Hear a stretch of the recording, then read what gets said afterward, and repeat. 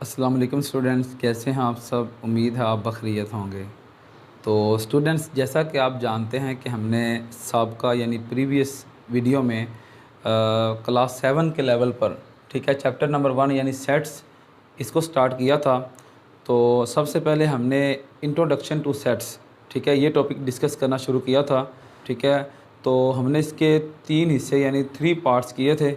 एक हिस्सा हमने साबका वीडियो में लर्न कर लिया था। तो आज हम बढ़ते हैं इसके दूसरे पार्ट की जानिब। ठीक है जी। तो उसमें सबसे पहले है डिसजॉइंट एंड ओवरलैपिंग सेट्स। ठीक है जी। तो डिसजॉइंट यानी क्लास 7 के लेवल पर इसकी उर्दू लिखी हुई है गैर मुश्तरक। ठीक है, 10वीं क्लास यानी 10th के लेवल पर गैर मुतराकिब सेट से भी इसको शो किया गया है। ठीक है, ये क्या है, हम इसको एक मिसाल से डिस्कस करते हैं। पहले 2 सेट लिए हैं, ए और बी। ठीक है जी। आप गौर करें, हमने लास्ट जो प्रीवियस वीडियो थी उसमें हमने सेटों पर अवामिल यानी ऑपरेशंस ऑन सेट्स, ठीक है, 3 ऑपरेशन को डिस्कस किया था। यूनियन, इंटरसेक्शन यानी तुकाते, और लास्ट था डिफरेंस यानी फ़र्क। ठीक है जी। यहाँ पर इंटरसेक्शन का यानी तुकाते का यूज़ है। ठीक हो गया। लें जी, ए और बी का मैं इंटरसेक्शन ले रहा हूँ, ये भी एक सेट होगा। ठीक है, ए पहले आया है तो ए का सेट पहले दर्ज कर दिया, फिर इंटरसेक्शन की अलामत है उसको, फिर बी का सेट दर्ज कर दिया। ठीक है जी।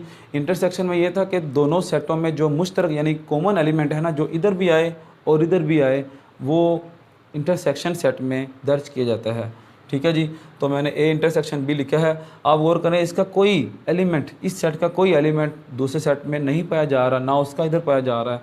तो इसका इंटरसेक्शन सेट एम्प्टी सेट है यानी नल सेट है, खाली सेट है। ठीक है जी। तो हम उसको फाई से शो करते हैं, या इस तरह 2 करली ब्रैकेट लगा देते हैं जिसमें कोई एलिमेंट दर्ज नहीं होता। यहाँ से हमें समझ आती है कि 2 ऐसे सेट जिनके अंदर कोई रुकन, कोई एलिमेंट कॉमन ना हो, ठीक है, तो वो 2 सेट क्या कहलाएंगे, डिसजॉइंट सेट। यानी उनका इंटरसेक्शन सेट एम्प्टी सेट हो तो वो डिसजॉइंट यानी गैर मुश्तरक सेट कहलाएंगे। ठीक है जी। इसके बाद आगे बढ़ते हैं। आगे है ओवरलैपिंग सेट्स यानी मुतराकिब सेट। इसकी तारीफ ये बनती है कि 2 ऐसे सेट, ठीक है, जिनके अंदर कम अज़ कम एक रुकन मुश्तरक हो, यानी at least 1 element should be common.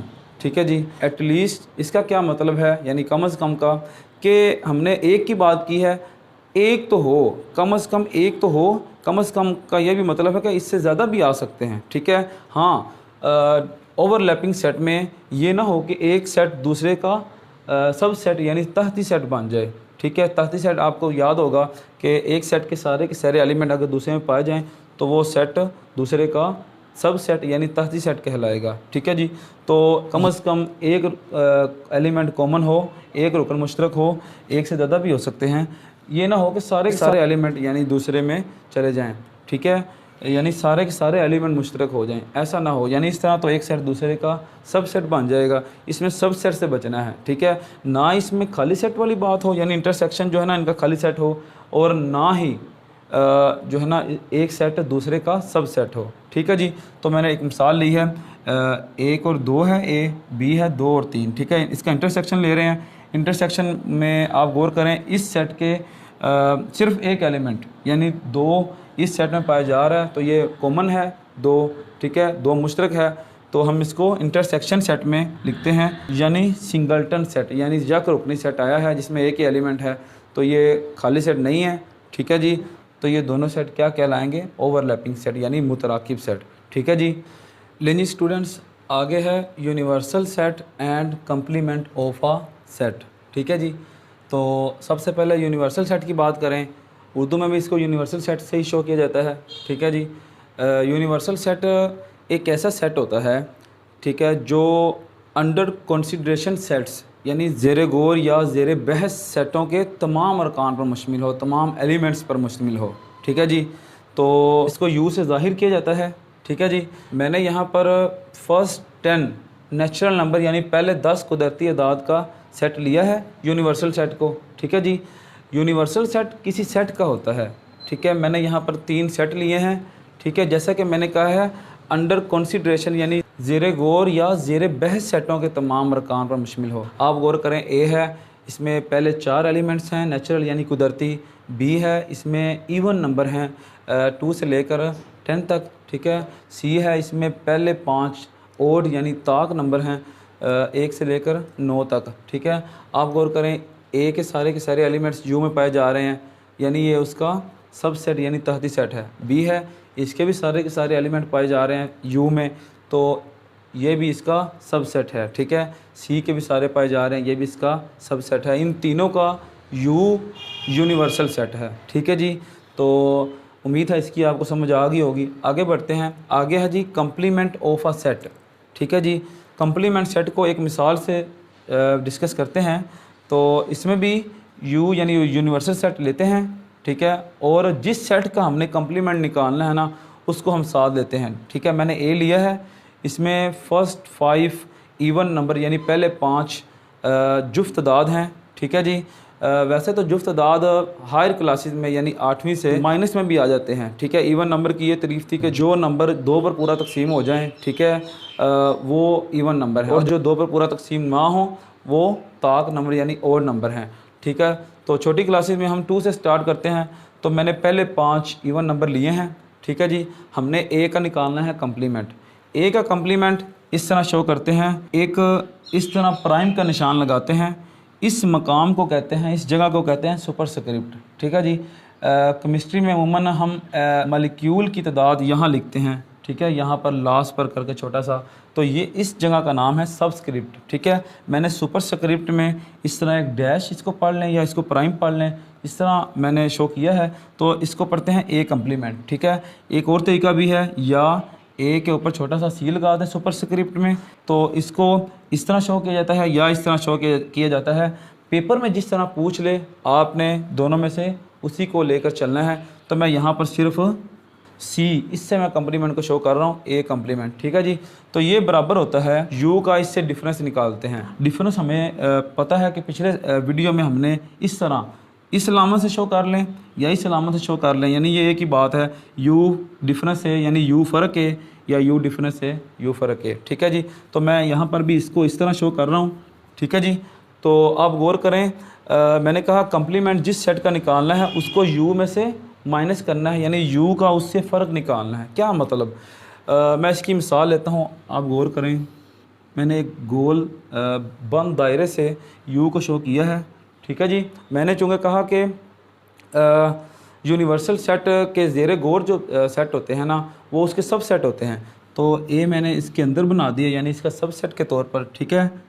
लें जी, तो ए का कंप्लीमेंट ए यहाँ तक है, ठीक है, आप गौर कर रहे हैं। इससे बाहर वाली यानी ये वाला सारी जो जगह है ना, ये वाली, ये ए का कंप्लीमेंट है, यानी यू में से ए को इतना हिस्सा निकाल दें, ठीक है, बाकी ये सारा हिस्सा बचेगा ये वाला, ठीक है। तो यही वाला सारा ए का कंप्लीमेंट है, ठीक हो गया। तो यहाँ पर आप गौर करें, यू है, इसमें से हमने ए को निकालना है, यानी ए के एलिमेंट निकल जाएंगे, बाकी जो एलिमेंट्स यू सेट के बचेंगे, ठीक है, उसका हम एक सेट बनाएंगे और वही सेट ए कंप्लीमेंट कहलाएगा। मिसाल के तौर पर पहले इस तरह लिखते हैं, यू फ़र्क है, ठीक है, यू डिफरेंस है, उसके बाद यू का सेट मैंने राइट किया है, ठीक है, फ़र्क यानी डिफरेंस, डिफरेंस की अलामत फिर ए है, ए का सेट राइट किया है, ठीक है। आप गौर करें, फ़र्क में ये था कि पहले आने वाले सेट के एलिमेंट्स को बाद में आने वाले सेट के एलिमेंट्स में देखते हैं, अगर वो मौजूद हैं तो वो माइनस हो जाते हैं, अगर वो नहीं मौजूद तो वो नीचे लिखे जाते हैं नए सेट में, ठीक है, फ़र्क सेट में। आप गौर करें, इसमें 1 है उधर नहीं है, इस सेट में लिखा जाएगा, 2 है उधर भी है, ये तफरीक हो गई यानी कि माइनस हो गया, 3 है उधर नहीं है, ठीक है, ये लिखा जाएगा। इसी तरह ओड नंबर यानी पहले 5 ओड नंबर जो हैं वो हमने राइट कर लिए, ठीक है जी। तो ए कंप्लीमेंट आ गया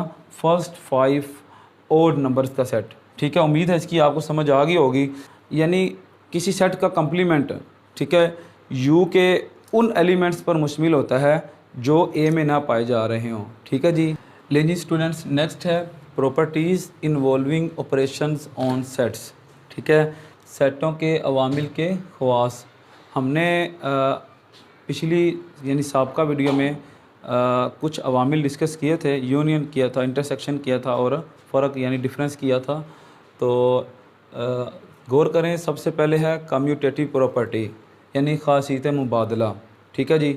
मुबादला तब्दील से है, दो सेट लेते हैं इसमें, ठीक है जी। यूनियन के लिहाज से ले लें या इंटरसेक्शन के लिहाज से ले लें, ठीक है।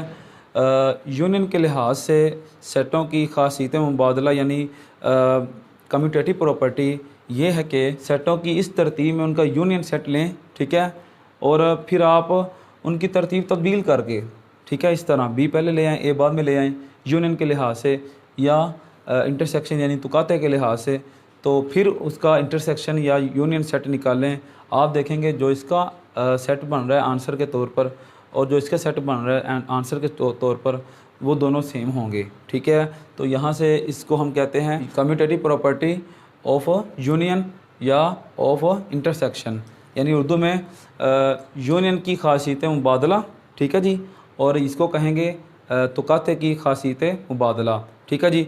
8वीं क्लास में इसको लॉ के हिसाब से यानी कम्यूटेटिव लॉ के हिसाब से इसको पढ़ा गया है और उर्दू में कानून मुबादला यानी यूनियन का कानून मुबादला और तुकाते का कानून मुबादला। लॉ कह लें या प्रॉपर्टी कह लें यानी खासियत कह लें या कानून कह लें, बात एक ही है, ठीक है जी। तो उम्मीद है इसकी आपको समझ आ गई होगी कि यानी जब लेफ़्ट हैंड साइड आप इसको सोल्व करके देख लें इस तरतीब में ए और बी को रख के यूनियन के लिहाज से या इंटरसेक्शन के लिहाज से, ठीक है, वही आंसर आएगा जो आप इसकी तरतीब तब्दील करें, ठीक है। बी को पहले ले आएँ, ए को बाद में ले आएँ। यूनियन में भी और इंटरसेक्शन में भी आप देखेंगे कि इनका दोनों का लेफ़्ट हैंड साइड का और राइट हैंड साइड का जवाब यानी आंसर जो सेट आता है ना वो सेम होगा, ठीक है। इसीलिए इसको कम्यूटेटिव प्रॉपर्टी या खासियत मुबादला कहा जाता है, ठीक है। इसके बाद है जी एसोसिएटिव प्रॉपर्टी यानी खासियत तलाज़ुम, ठीक है। आप गौर करें इसमें 3 सेट लिए गए हैं ए बी और सी, ठीक है।